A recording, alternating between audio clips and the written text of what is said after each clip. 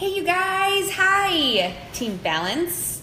How are you? I'm Wendy Bankhead. I'm your guest speaker today. Can anyone just tell me if you can see me? If I'm in the right group? I'm pretty sure I am. I'm sure I am. But I just want to know if you can see me and hear me. So hopefully someone will get on.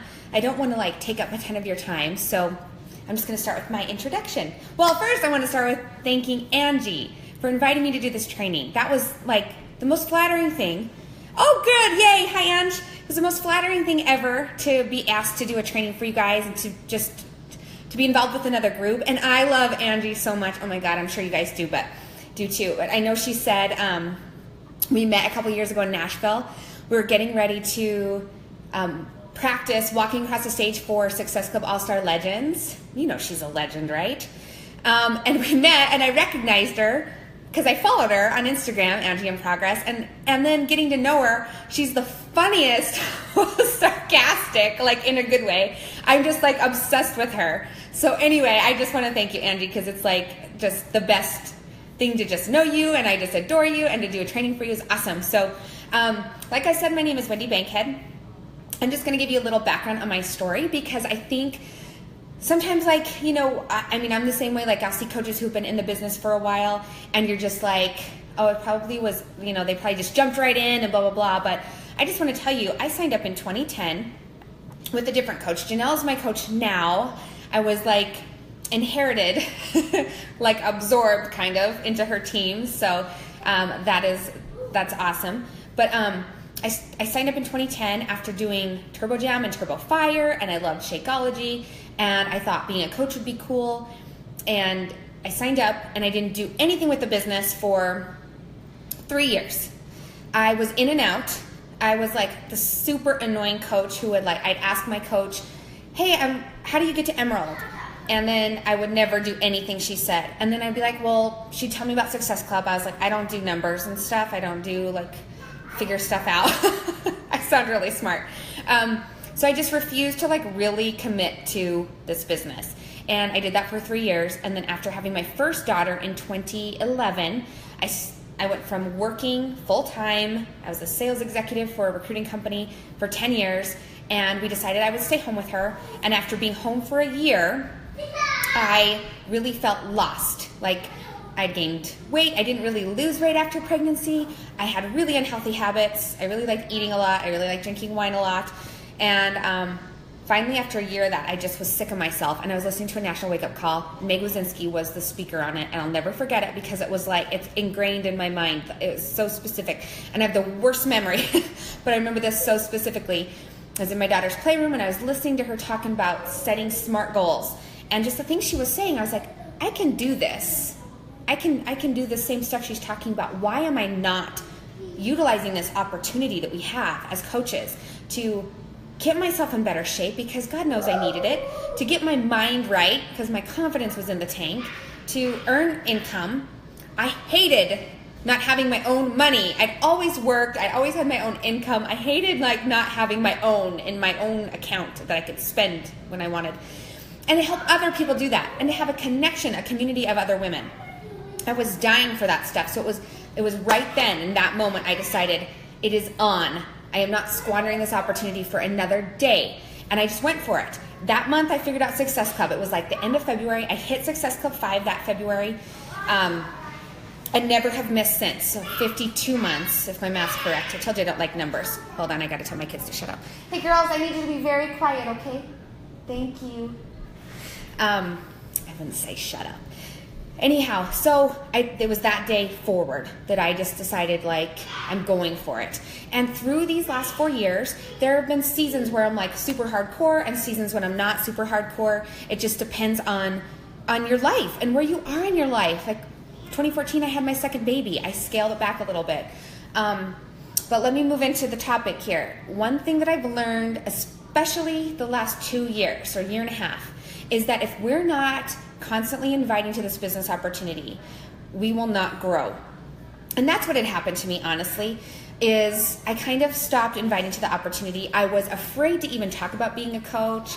I was afraid to talk about Shakeology. I just didn't have that confidence. And I realized that it was really holding me back. In 2015, I was like, okay, like I need to get a grip on this. So I wanted to share some things that have worked really well for me. We're always works in progress. There's always going to be things that we could do better. And the same goes for me, please. Like I'm not like I don't recruit 20 coaches a month. I don't even try to recruit 20 coaches a month. That would overwhelm me. I have 2 small kids at home. I just don't have the resources right now and the time. But I think if we're recruiting 4 minimum per month, 4 to 8, that will grow your team. If you're looking to grow a big business, meaning big as in sustainable, strong, profitable, you're looking to earn money and to grow, 4 probably has to be the minimum, and they need to be quality coaches. And so let me just get into the inviting. And let me just explain, first of all, it took me a long time to get over that fear of inviting. And sometimes still, like this morning, I was sending out my 5 invites.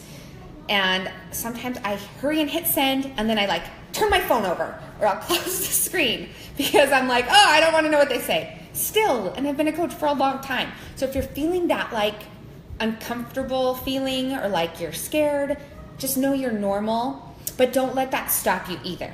That doesn't mean it's a bad thing. That doesn't mean you're doing something wrong or it's icky or whatever. It means it's uncomfortable.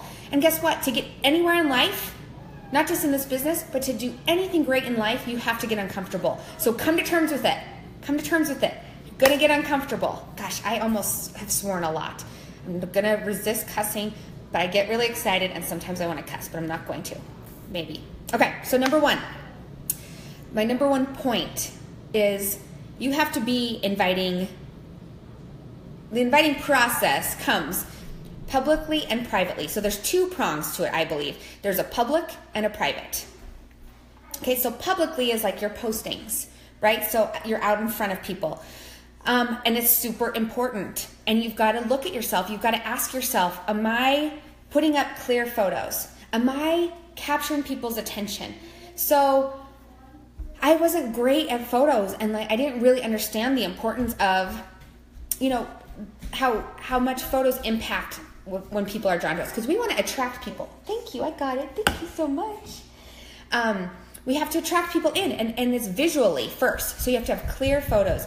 You have to look good in your photos. And I'm not talking glam shot, you guys, but people are looking at you. You're your storefront. So if you walk by an old junky building and the lights are dim and the sign's falling apart and it looks like a crack house, you're not going to go in that store. If you're presenting yourself looking sloppy, disheveled all the time, and not putting out a vibe of excitement and joy, people aren't going to stop on your page. They're not going to read your posts. So you have to put your best foot forward. And that's just reality. I'm not saying you have to be a beauty queen or you have to spend hours getting ready. No. But you do have to put your best foot forward because you're your commercial. Your Facebook page is your commercial. Okay? So photos. Are you emitting joy? Does it look like it's fun to be a coach? Are you making it look like it's fun to be a coach? Because if you're not, no one's going to want to do it. They're going to be like, oh, that looks like a lot of work, or she always looks mad, or it looks like she's stressed, or she's always complaining, or whatever. If you're not radiating joy, that this is exciting, this is fun, and hopefully it should be, people aren't going to want to do it. So the public part that I'm talking about is drawing people in with your public posts. Okay, are you taking pride in being a coach? Are you proud of it? Are you afraid to say you're a coach? Are you people might get turned off, or people might think I'm being salesy if I say I'm a coach, or they might think it's a pyramid scheme. Look, you can't, there are coaches who come off like that, but you have enough training through Angie, through Janelle, that you should know how to post and be proud of being a coach without being like, here's my link, buy from me, buy. So look at that. You have to, it's your posture. Be proud. Be like, this is kick butt what we do. You want to be a coach because this is where the cool people are. We're coaches. Okay, so don't be afraid to put that out there. Lifestyle. Are you living the coach lifestyle publicly? And I say lifestyle because it's a lifestyle we live. This is what has me addicted to being a coach, is the lifestyle. Like, I love getting my Energize ready at the night before, and getting up early and getting my Energize and drinking it and feeling like that rush and knowing I'm doing my workout, putting on cute workout clothes, posting on social media, creating good food, healthy food, having it ready in my kitchen, in my refrigerator. I love this lifestyle. I love all those components of it, and I love living it. And we have to be living the lifestyle for real, or people will see right through it. And if we're not living the lifestyle for real, our confidence probably isn't going to be very high. And guess what? When our confidence isn't high, are we inviting to the business opportunity? No, I'm not. If I'm like coming off of a bender or something, I mean, I'm 38, I don't really go on benders. But I mean, if I've splurged and I feel gross and I haven't worked out and my eating is off track, I do not feel confident. I do not feel like inviting people to this business opportunity. And one of the reasons why we became coaches is to hold ourselves to a higher standard of accountability, right? That is what we have to do. We're putting it out there that we're living this lifestyle, so we better live this lifestyle. And then you want to make it attractive to those people who are watching on social media. Like, God, I want to do that. I want to have my refrigerator full of healthy food. I want to get up and feel so good in the morning. I want to feel good in what I work out in. I want to be able to buy my workout clothes or whatever it is. The lifestyle has to be attractive. And it should be genuinely. None of what I'm saying should be fabricated in any way. This should be how you're living your life as a coach. Another public component of this is addressing objections. So Bonnie Engel always talks about this in her trainings, and it really has made a difference in my business and attraction marketing, which means people coming to you versus you having to go out and attract them. They're like, what is she doing? I want to know more, and they're coming to you. Addressing objections publicly. So, you might get an objection from someone when you invite them to be a coach that they don't have the time. I don't have time. Well, maybe for you, you're like, I didn't think I had the time either, but here's how I make it work. And you do a post about it. And it's not an in-your-face, judgmental, lecturing post. It's just like, gosh, you guys, I remember when I first heard about this being a coach, I thought I would have to devote so much time. I thought there's no way I could fit it in. I work full time. And then I realized if I just spend an hour at night instead of watching Real Housewives of Beverly Hills, that I could create some income and create more accountability for my own fitness and stuff. And it's been such a blast doing that. A post like that, you're overcoming the objections publicly. So when you're talking to people privately, they've already been watching you and they know that a lot of those objections are BS. All right, let me take a little drink here of coffee, not water, of coffee. Okay, the next component is the private side, and you have to have both. So privately, you need to be messaging people, connecting with people. Our first vital behavior is invite, and I always like to think about it as connect. I feel like inviting sometimes seems so intimidating, but if you just view it as connecting with people, I think it just takes that pressure off. So you behind the scenes, you're just like, hey girl, I just saw you got that pass to Disneyland, we're taking our kids this year. What do you recommend we do for passes? Like, do you love the fast pass? What do you think? Or it's just something, really simple that you see on Facebook. Like, one easy way to get more private messages in and build relationships and trust behind the scenes is when you see a post that you would normally comment on, like, graduation right now is huge, right? So you see somebody in their son's graduating from high school and they just are so excited and they're so proud. Instead of commenting publicly on that post, private message that person the comment that you would make. So just private message like, oh my God, I saw you and Brady. I can't believe he's already graduating from high school. How are you holding up, mama? Something that you would comment publicly, send it in a private message. It makes such a bigger impact. It really does.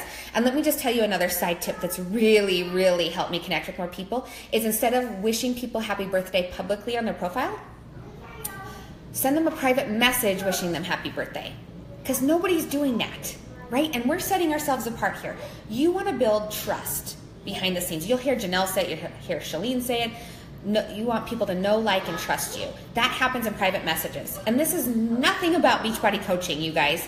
These messages are not about Beachbody coaching right now that I'm talking about. They're just getting to know human beings and being genuinely interested in human beings. Okay. Now, I will tell you, both on the public side and the private side, you have to have invites. So I didn't hit on this when I was talking about being public, but you do have to have calls to action. You do have to have calls to action. You do have to invite people to the coaching opportunity. And there are lots of ways to do that. I'm not going to get totally into that. But you have to have an invite. And I usually do my invites Sunday nights. Is usually my call to action for coaching. You have to do that publicly. You'll usually get a lot less likes. Very few. I get very few. Sometimes I get no comments. But I know I'm planting the seed, because I'll get people behind the scenes asking me about those postings. They might not comment right on my post, but behind the scenes, they're like, I saw that post, I want to know more. So you have to be consistent with your invites publicly, and then privately, let's get to private invites. That's where the magic really happens. You've probably heard of Hey Girl messages. Hey Girl messages are just like so low pressure, just so low key, so chill. You just say something like, hey girl, I've been wanting to ask you about this for a long time, but I've been afraid, and I just feel like it's stupid to be afraid. So I'm just going to ask you, have you ever considered coaching? You are just so fun and upbeat and magnetic, and I just think you are exactly who I'd like to work with. So those are literally the messages that I sent out this morning. And I just tell them flat out, like, I've been hesitating to ask you, and that's just dumb, because this is like the best opportunity that's ever happened to me. This is the best thing that's ever happened to me in my life. And I know that, and I'm confident in that. I think about it. I go through, like, what has coaching done for me? Don't I want to share that with someone else? And I would say to myself, like, I think about it. I literally go down the list. Like, I'm 38. I'm in the best shape I've ever been in. I've had 2 babies. Via C-section, I have more confidence. I eat better. My family eats better. My husband works out consistently. We have more income. I pay for my kids' dance and for their swim lessons and for their groceries.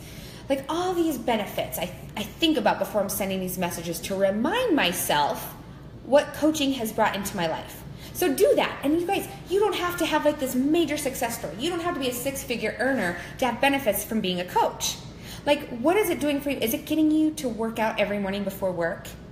Like, that's huge.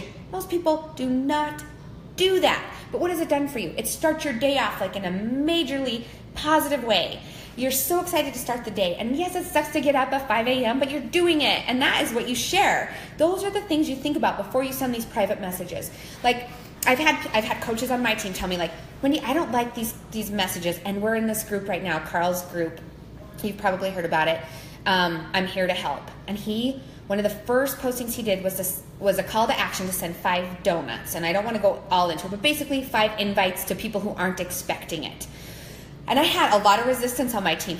Coaches were like, oh, I just feel icky. I feel salesy. And it's like, why do you feel salesy? Like, if you're just genuine and you're sharing why this has been the best thing ever for you, there's nothing icky or salesy about that. Yes, it's uncomfortable. That does not mean it's icky and salesy. Uncomfortable does not equal icky, you guys. And that's what I had to tell them. And you almost have to reframe things. So if donuts or cold invites sound like intimidating, it's just invites. It's just connecting. It's just sharing what's worked for you. And most of us as coaches, like, we're good people. We just want to share what's worked for us. You want someone to feel good. You want someone to go to that restaurant that you loved. You want them to see that movie because it's so good. You want them to see it and experience it with you. That's what this is. So the Hey Girl messages, those are key. Like I said before, sometimes I'll send a message, I'll close my computer, I'll flip my phone over, I'll put it down, I'll run away. You have those people that you're afraid to invite. You have to invite those people. I heard someone say, like, if I'm afraid to invite them, if I'm like nervous about it, then I have to push myself to do it. So I've been doing that too. And yes, it can be scary, but my last tip is you have to detach from the response. You guys, it doesn't matter if they say yes or no. It doesn't. It does not make you a good or a bad coach or a good or a bad person if the person says no. And it doesn't make you a good coach if they say yes. Like, I mean, it doesn't matter what they say. You're planting seeds. Okay, so you have to just send the invitations and you have to detach. If they come back and they say no, all they're saying no to is they haven't considered it, because you're not asking them to be a coach. You're not saying, hey, do you want to be a coach? Hey, do you want to sign up on my team? You're saying, have you ever considered being a coach? So if they say no, they're just saying, no, I haven't considered it. If they say yes, yes, they've considered it. Okay, that is so low pressure. That is like, you don't have a lot on the line here, guys. Okay, you're not putting your life on the line, okay? Yes, it is hard, but it is so liberating, Wendy. Yes, it is. Like, I send those 5 invites in the morning, and I'm like, yes, I'm free. I'm free. If I don't do one other thing in the day, I know I sent 5 invitations, and that will move me forward. So detachment responses. So those are my tips. I hope that this is helpful. I don't want to take too much of your time. I know we're all so busy, and I appreciate you guys being on here so much. But if you do have any questions, let me know. Let me know, and then if there's anything afterwards, Angie can let me know, or if you want me to check back in the group, I totally will. Is there anything you guys have questions about? I hope it was helpful, and I know I get going really fast, so I hope that I wasn't like overload. Anything? Okay. I invite more on Facebook, Angie. I've made a few connections on Instagram, but I've focused way more on Facebook because it just seems to be like where I can make more progress. So definitely Facebook. But I still do my public posts on Instagram and Facebook. So, anything else? You guys are so awesome for being on. Thank you so much for being on. And thanks again, Angie, for letting me do this training. All right, you guys, I'm going to sign off unless there's any more questions. Thank you, and have a great day. And if I can help anyone, message me anytime. All right, you guys, I'll talk to you later.